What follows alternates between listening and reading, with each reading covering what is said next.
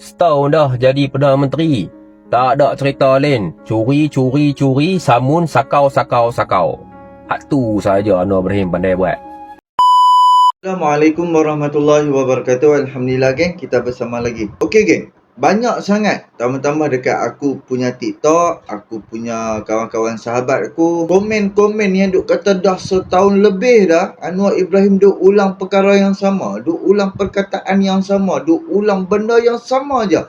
Di setiap ucapan-ucapan dia di serata Malaysia ni, benda yang sama aja. Last mereka kata tak ada hasil apa pun, tetap juga nampak rasuah macam tu, tetap dia juga nampak kan senang orang boleh dapat projek. Tapi yang hakikatnya mereka tak nampak. Orang-orang hak duk komen tu, orang macam aku saja, hak duk di bawah-bawah, hak yang duk jadi macai, hak duk jadi walaun ti walanon lah, apa semua yang duk komen-komen kata apa pun tak ada, sama juga kan, pi kena tahan sana tetap juga rasuah, kena tahan sini tetap juga rasuah, pun kena bayar. Tapi yang hakikat depa tak dapat fikir, hang sekarang ni hang nak hapuskan yang hak di bawah, hak sikit-sikit ni kan, ataupun hang nak hapuskan yang di atas-atas tu, yang mendapat kekayaan, kenikmatan, kehidupan hidup, anak-anak cucu menantu semua kaya-kaya dengan rompakan yang bilion-bilion ataupun rasuah yang bilion-bilion, ataupun hang nak hapuskan yang dulu, yang RM100, yang RM300,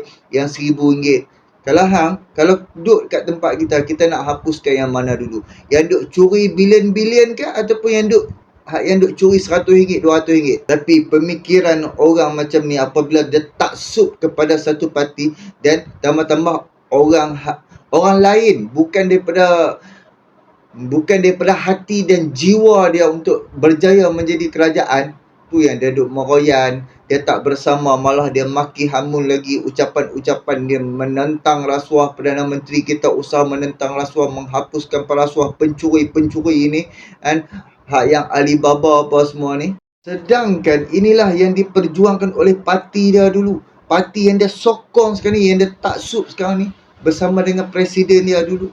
Dan apabila presiden dia tu tak dapat duit, tak dapat tempat, malah duk tak dapat, parti-parti lain pun cakap tak ada duit, parti dia pun dah blur, tak tahu dah duk nak cari duit mana.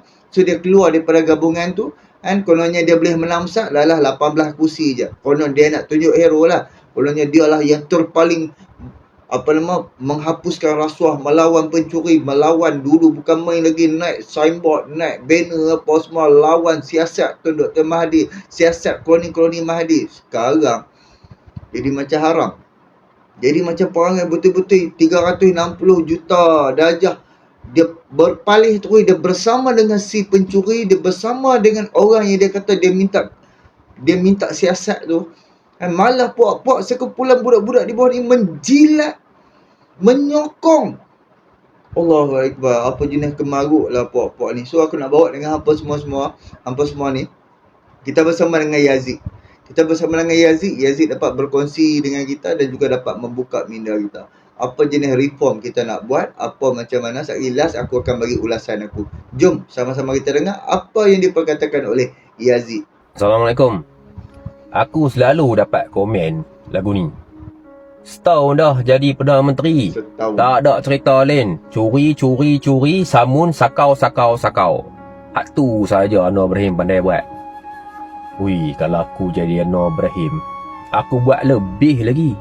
Gila hang, puas hati kot. Berpuluh tahun aku tunggu nak bongkarkan segala penyelewengan, kebobrokan, kecurangan, salah guna kuasa, kaya anak beranak. Tapi siapa pun tak berani ambil tindakan. Sebab apa? Sebab takut ditekan, takut ahli keluarga diganggu, kaum kerabat dikacau. Yang PMX tengah serang lah ni tu. Hak tu oi, depan rakyat terpaling suci, terpaling bersih. Siapa boleh jadi lagu tu? Tu time ada kuasa. Time tak ada kuasa lah ni, baru hang menggelabah bewak. Ni, anak nak kena tahan lah tu. SPM bagi sebulan je pergi isytihar harta. Lu nak tengok berapa banyak harta seorang anak bekas Perdana Menteri. Tapi itulah di Malaysia ni kes rasuah sebesar-besar alam, jelas dan nyata. Tak kena apa-apa tindakan, berpuluh-puluh tahun dibiarkan sahaja. Ni, hangpa dengar cerita pasal Singapura.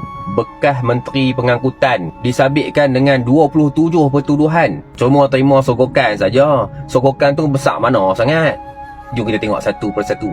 Terima tiket wayang The Thriller, tiket wayang The Curious Incident of the Dog in the Night Time, tiket bola EPL West Ham lawan Everton, Tottenham lawan Arsenal, Chelsea lawan Southampton, dan tiket bola Arsenal lawan Liverpool. Lah hak tu ya? Ya, tu Singapura yang dikatakan orang Melayu ditindas.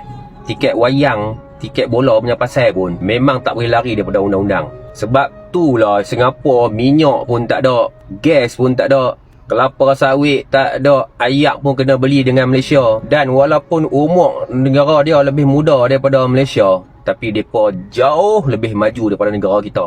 Sebab benda-benda lagu ni, abang faham tak je aku cerita ni?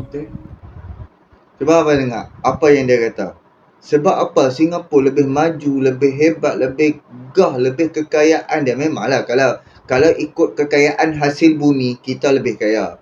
Tapi dengan kekayaan duit ringgit, kekayaan bisnes, kekayaan perdagangan, kan, Singapura lebih kaya. Dan ketelusan pengurusan kewangan negara dia, daripada mula-mula negara dia ditubuhkan hingga ke saat ini sampai sekarang, sehingga kan dia boleh kukuhkan mata wang dia. Sebab sistem mata wang dia dengan mata wang kita berbeza. Tapi disebabkan mereka dengan kekayaan mereka berani kukuhkan mata wang mereka berani invest. And malah aku dengar daripada Nazri Hamdan menceritakan, ni kalau tiba-tiba apa-apa yang berlaku dekat mata wang mereka akan pump puluhan bilion kepada mata wang Singapura tu untuk nak kukuhkan mata wang dia. Why? Sebab dia ada duit. Sebab apa dia ada duit? Sebab pimpinan dia tak sakau. Pimpinan dia tak mencuri, tak merompak ataupun tak buat projek-projek mega bagi kepada anak beranak, cucu menantu, urus apa semua. Tak berlaku semua tu. Daripada dulu sampai ke sekarang, negara dia pun tak kira macam bijak handle kewangan. Kan? Salah satu, dia tak rasuah, dia tak mencuri, dia tak salah guna kuasa. Kalau betul-betul lah di dalam Singapura tu ada rasuah, pimpinan tertinggi negara tu merasuah, mencuri, makan komisen lah, salah guna kuasa, negara Singapura pun hancur, babe. Negara Singapura pun tumbang, babe. Negara Singapura pun hancur. Kan? Hutang dia of course akan meningkat dan mata wang dia of course akan jatuh. Sebab apa? Pemimpin dia mentaliti hanya duk fikir macam mana aku nak sakau duit, macam mana aku nak dapatkan duit dengan cara yang mudah, dengan aku nak dapatkan kekayaan bagi projek kepada anak-anak menantu. Dan kita bandingkan dan kita tengok sewaktu Barisan Nasional kita ambil, tak apa, kita ambil yang terbaru dalam masa 5 tahun.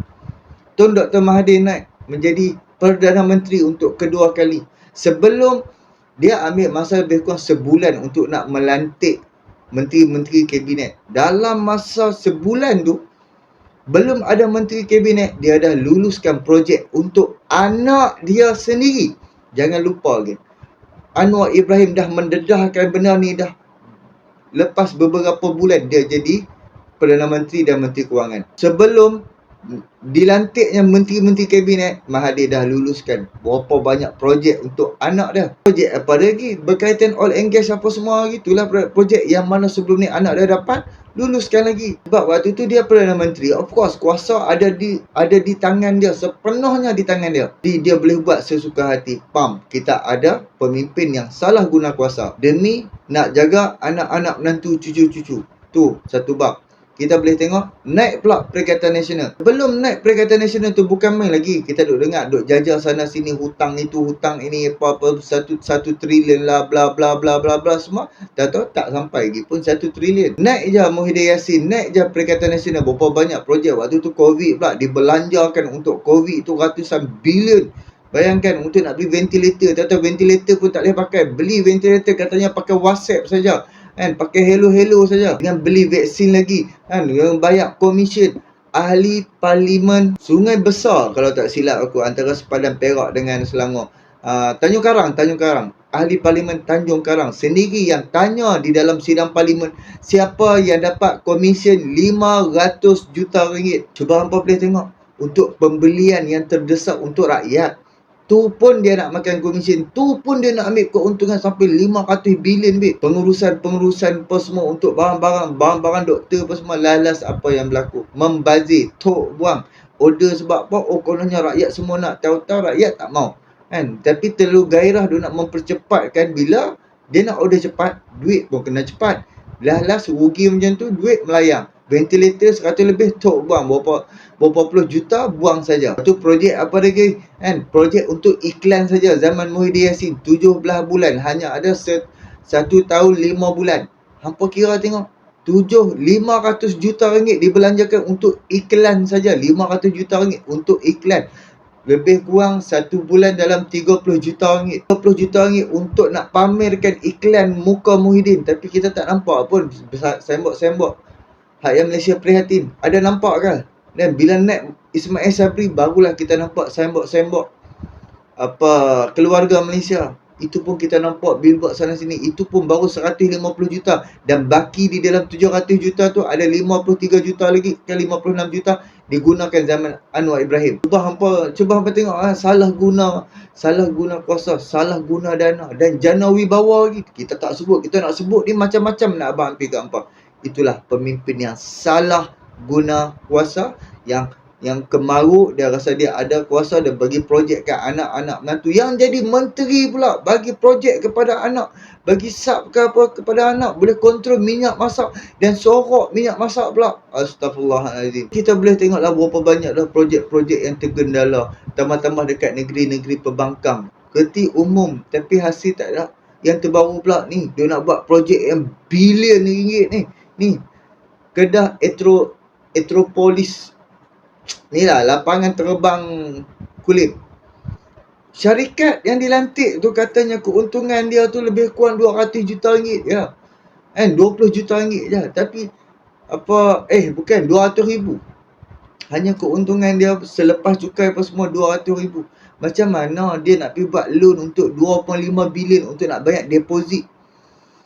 Aduh, berterabuk oi. Depa ni cerita dia apa benda yang depa boleh buat. Depa boleh buat projek untuk dia nak makan komisen, makan rasuah, makan tepi, makan itu. Depa akan cepat-cepat depa luluskan.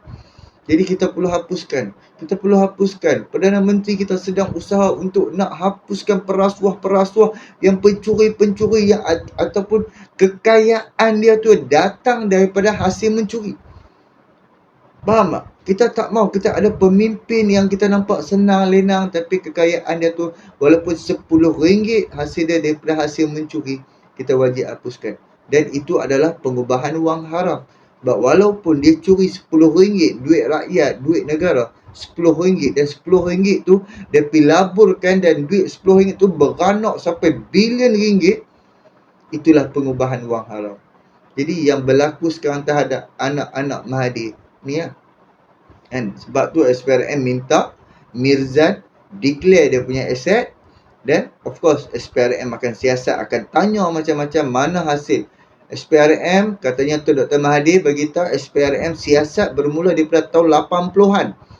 And bermulanya Mirzan tu masuk ke dalam dunia bisnes, time itulah SPRM siasat balik, kemukakan balik. Sebab kita pun tahu Mirzan ada berapa ratus syarikat, bukan 1-2 syarikat, beratus syarikat. Anak-anak, adik-adik dia lagi berapa banyak anak-anak Mahathir ni.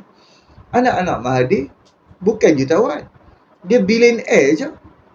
Jadi itulah sedikit perkongsian aku. Kita sama-sama lah kita sokong usaha kerajaan hari ni nak hapuskan perasuah, nak hapuskan puak-puak hak pencuri perasuah yang mengkayakan anak-anak menantu. Hampa boleh tengoklah, adakah bekas-bekas menteri, bekas-bekas Perdana Menteri hidup biasa-biasa? Adakah bekas-bekas Perdana Menteri sebelum-sebelum ni hidup dah sampai tak ambil gaji, ataupun dia hanya langsung, biasanya banyak kan dia tak fikir dia tak fikir, kecuali dia ni masih kemaruk kuasa macam orang tua tu. Kalau dia masih kemaruk kuasa nak selamatkan bisnes diri dia, bisnes anak-anak dia, cucu dia apa semua, tu yang walaupun dah tua umur 99 terpaksa juga duduk di dalam dunia politik. Sebab kalau terdedahnya semua, dia tak selamat, anak-anak tak selamat. dan of course akan disita, segalanya akan dikaup oleh kerajaan dan juga SPRM. Sebab apa? Sebab hasil ataupun punca kekayaan tu daripada duit haram, daripada cara yang salah, duit rakyat, duit negara. Of course lah kerajaan ada hak untuk sita ke semua aset-aset tu. Jadi tu yang dia takut sangat tu. Jadi aku harapkan insya-Allah demi negara, demi rakyat, demi memartabatkan negara kita, nak angkat darjat negara kita, untuk nak tarik pelaburan, untuk nak bagi kepercayaan kepada pelabur-pelabur di luar sana supaya mai masuk ke dalam negara kita. Apabila pelabur masuk, terwujudnya peluang pekerjaan. So rakyat akan ada peluang pekerjaan daripada orang setinggi-tingginya. Sebab tu aku selalu cakap ilmu sangat-sangat penting. Apabila satu-satu syarikat yang bilion punya syarikat mai masuk ke dalam negara kita, kita sebagai seorang yang ada degree, ada ijazah, bukan setakat diploma, ada inilah daripada bawah sijil, diploma, degree, lepas tu apa dia dah, PhD lah, bla bla semua, sampai ke atas setinggi-tingginya dengan ilmu yang dia ada. Dia boleh menentukan pendapatan dia. Dia boleh menentukan berapa gaji yang dia nak, berapa value ilmu yang dia ada. So dia nampak syarikat ni masuk, dia boleh pergi masuk interview. Apabila dengan ilmu kepakaran yang dia ada, syarikat tu memerlukan, dia boleh claim lah gaji dia nak berapa, dia nak berapa. And so dia dapat gaji, pendapatan yang dia nak. Sebab apa? Dia ada ilmu yang tinggi. Dan berbeza dengan kita yang setakat tak ada ilmu, ataupun kita habis-habis SPM, kita tak pergi belajar apa-apa, terus kita pergi masuk kerja. Aku ada seorang sahabat aku, sekarang dia jadi supervisor. Hampa bayangkan, 25 tahun baru nak boleh rasa gaji 3,500 basic. 25 tahun kena kerja dekat syarikat yang sama. Sebab dia hanya ada experience, tapi dia tak ada kelayakan. Kan? Dia macam tak ada sijil-sijil yang untuk nak menaikkan gaji dia. Cuba bayangkan, dia ni merangkak daripada bawah. Sebab dia, ni kalau tak silap aku, dia orang Sabah. Dia mai dekat Belas Menanjung, dia duduk dekat Penang. Dia bermula umur dia 19 tahun. Dia kerja dekat kilang tu sampai sekarang dia dah umur 40 lebih lah. Kan? Dia kerja dekat kilang yang sama, daripada kilang tu kecil sampai kilang tu besar. Sekarang dia boleh jadi supervisor, gaji dia 3,200 macam tu lah. Itu pun 2 tahun lepas. Sebab gaji naik sikit sampai 25 tahun baru dia berasa gaji 3,000 lebih. Kan? Tapi fikir-fikir, cuba kalau hari tu waktu dia masuk mula-mula tu dia ada ilmu yang tinggi, dia dapat claim lah gaji dia sekarang ni. Gaji yang dia dapat sekarang ni, kalau dia korbankan masa untuk menuntut ilmu beberapa tahun sebelum dia bekerja, dia ada gaji 3,200 tu dia dah boleh dapat waktu dia umur 20, 23, 24, 25. Yang penting ilmu tu penting. Kalau hampa tanya aku lah, ini adalah pendapat aku. Jadi ini tengok aku masuk daripada segi rasuah, sakau, mencuri dan juga perkongsian daripada Yazid Nol. Lepas tu soal rasuah balik, soal Mahathir, anak-anak dia gelabah lah apa semua dengan ilmu.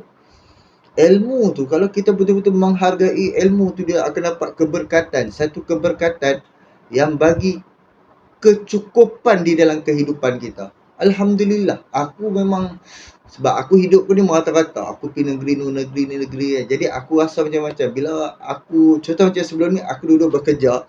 Kerja kadang-kadang OT, tak buat apa semua. Jadi macam kita dapat rasa rezeki yang berkat dengan rezeki yang kurang berkat. Faham tak?